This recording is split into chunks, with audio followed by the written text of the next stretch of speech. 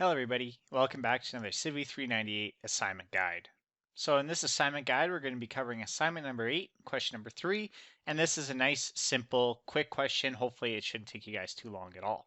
So question 3 says, for a linear elastic isotropic material with Young's modulus E and Poisson's ratio nu, express the strain energy density function under the condition of plane stress in terms of Part A, sigma 11, sigma 22, and sigma 12, and Part B, epsilon 11, epsilon 22, and gamma 12.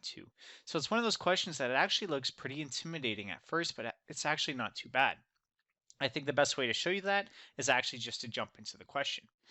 So if we look at our strain energy density, we know that we have that nice long formula, and it basically has 6 terms inside, where it's sigma 11 times epsilon 11, sigma 22 times epsilon 22, etc., etc. Now, what's nice for us in this question is that we're told that this is under the condition of plane stress. What does that mean? Well, that means that sigma 13 is equal to sigma 23, which is equal to sigma 33, which is all equal to 0. So that's great for us because if we look at our equation above, we can then cancel out 3 terms, and our new function for the strain energy density is as follows, where u bar is equal to 1/2 multiplied by sigma 11 times epsilon 11 plus sigma 22 times epsilon 22 plus sigma 12 times gamma 12. So if we look at this, it's actually not that bad because in essence, all we want to do is rearrange this formula so it's either in part A, all in terms of the stresses, or in part B, all in terms of the strains. So if we look at part A and we want everything in terms of stresses, well, sigma 11, sigma 22, and sigma 12, those are already stresses, so we don't have to modify those at all.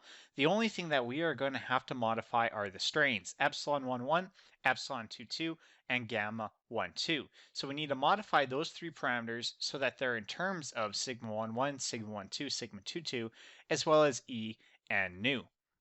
Now, if we look at part B, we want the opposite things, where we want everything in terms of the strains epsilon. So the epsilon 11, epsilon 22, and gamma 12, we can leave those alone. We don't have to change them. The only thing in the equation that we're going to have to change is sigma 11, sigma 22, and sigma 12. So the question really becomes is how can I express in part A all of my strains in terms of stresses, or in part B all of my stresses in terms of strains?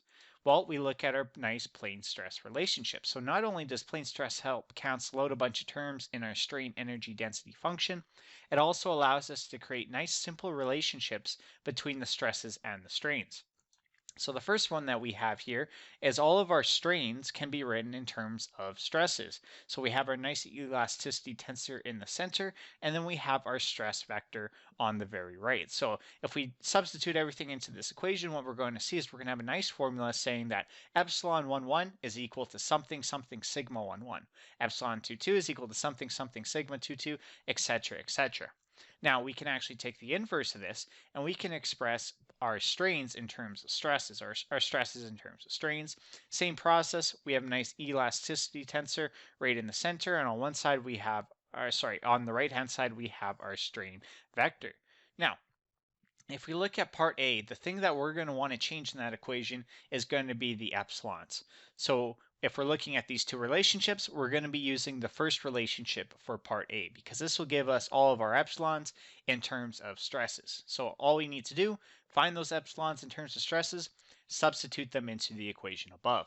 Now part B, it's the opposite, so obviously we're going to be using the second relationship. So if we use the second relationship, we'll get all of our stresses in terms of strains, and then all we have to do is substitute those into the equation in the previous slide, and that's going to be our final answer. So hopefully a nice, quick, easy question for you guys. It shouldn't take you guys too long, especially if you're using Mathematica, because it'll do all the parametric study for you basically. So yeah, that's it for the question, guys. Thank you so much for listening. I will see you guys in question number 4.